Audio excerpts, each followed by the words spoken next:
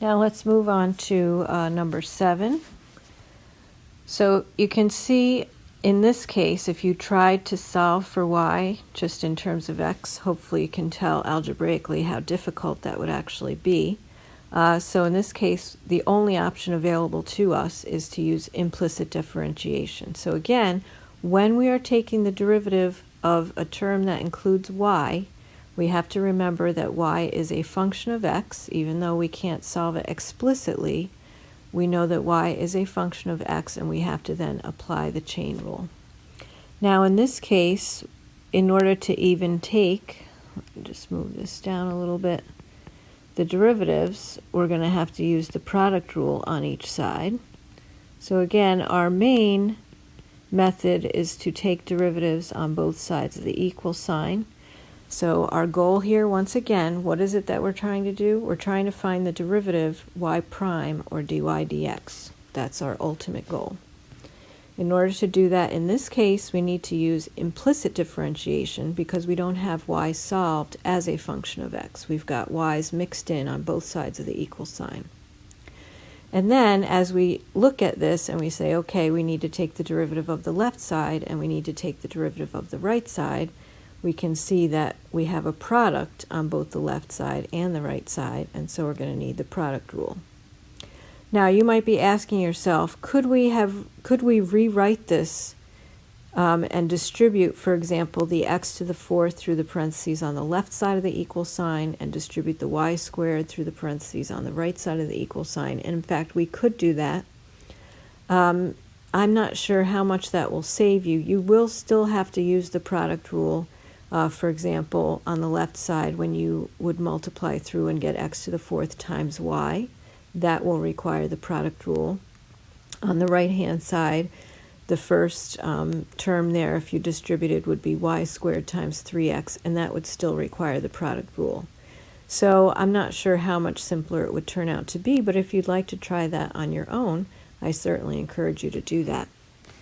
All right, but let's look at it just the way it's given here. So using the product rule, we're taking the derivative on the left-hand side. Well, let me actually just write that to make it extra clear. So what we have to do is take the derivative of the left side with respect to x, and we have to take the derivative of the right side with respect to x.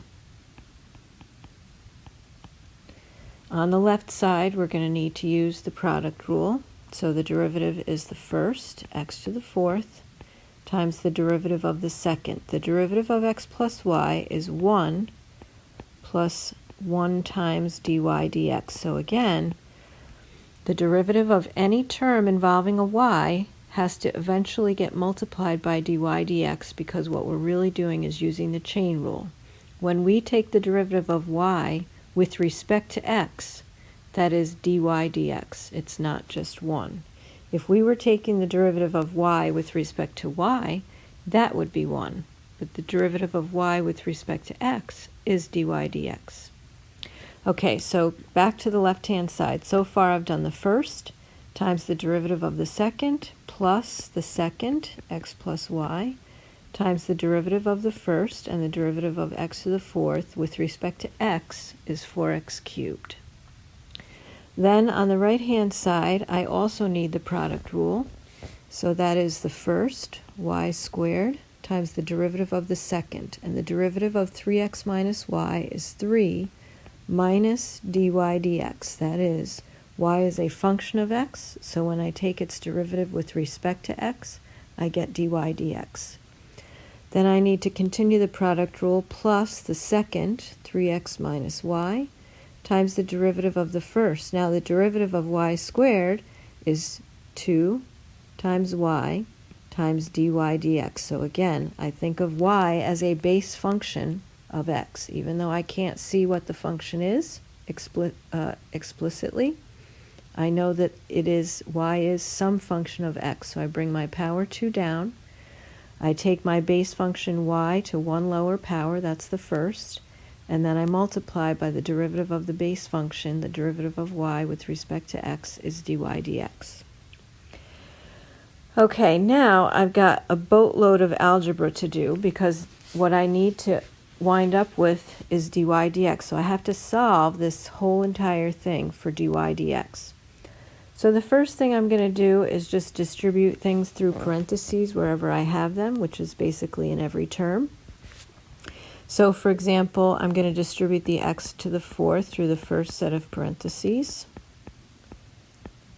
And then I'm going to distribute the 4x cubed through the next set of parentheses. So x times 4x cubed is 4x to the fourth. And y times 4x cubed is 4x cubed times y. Then on the right-hand side, I'm going to distribute the y through the parentheses there. Whoops, let me write the 3 first. So y squared times 3 is 3y squared. And then times y squared, minus y squared times dy dx. And then I'm going to distribute the 2y dy dx through the 3x minus y parentheses. So I'm going to write that first multiplication as 6xy dy dx. We tend to write things in alphabetical order. And then I have minus 2y squared dy dx. So if you need to pause the video and just make sure that you understand each piece of algebra that's happening here, please do in fact do that. Okay, now I want to gather my dy dx terms all together on one side of the equal sign. So I already have an x to the fourth dy dx on the left. I have a minus y squared dy dx, a plus 6xy dy dx, and a minus 2y squared dy dx on the right side of the equal sign, and I want to add those over to the left-hand side. So I'm going to have an x to the fourth dy dx plus y squared dy dx, adding that term over from the right side, minus a 6xy dy dx, subtracting that term over from the right-hand side, plus a 2y squared dy dx, adding that term over from the right-hand side. And then, let me use a different color here to notice the terms that don't include a dy dx, and I want those all gathered together on the right-hand side of the equal sign. So I already have a 3y squared on the right side of the equal sign. Now each of those terms on the left side that don't have a dy dx, I need to get them over to the right-hand side. So for example, the x to the fourth is going to get subtracted over to the right-hand side. The 4x to the fourth is going to get subtracted over to the right-hand side. And the 4x cubed y is going to get subtracted over to the right-hand side. Now, these two x to the fourth terms I can combine into a single term, which I will do on the next step. But now, because I'm solving for dy dx, I want to factor that out of the left-hand side. That's why I want to gather all the terms that include a dy dx on the same side of the equal sign. So I'm going to now have an x to the fourth plus a y squared minus a 6xy plus a 2y squared. And then on the right-hand side, I'll just combine the two x to the fourth terms. That will give me minus 5x to the fourth. Everything else stays the same. There's no other like terms that can be combined. And so my last step here is just to divide both sides by that entire term in parentheses that's multiplied by the dy dx. So again, what is my ultimate goal?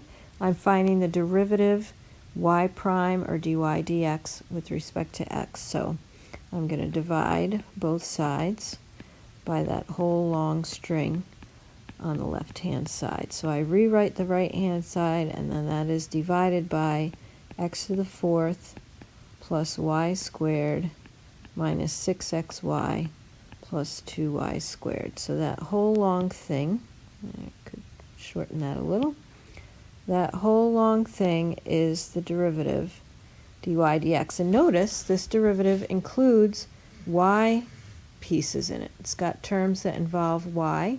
Again, we know that y is a function of x, but it's not an explicit function of x. We can't solve it exactly just for x. Now, I did just notice that I have two y squared terms together in that denominator that could be combined, so I guess I'm not really done yet. dy dx then, I could write as 3y squared minus 5x to the fourth minus 4x cubed y divided by x to the fourth, and then if I combine y squared plus 2y squared, I have plus 3y squared minus 6xy. So that is actually my final answer. I don't know if I can make my eraser small enough to do this without catching other stuff, but I'll try. Right, so note to self. This is a good note for all of us. I don't know if I'm going to get all this here, kids. I can't make my eraser any smaller as far as I can tell. But anyway, let this be a lesson to us that we should be on the lookout for being able to combine like terms. I'll just rewrite these y's. Now again, was it wrong to have what I had circled? Technically not. It is the derivative. It's just that simplest form is best.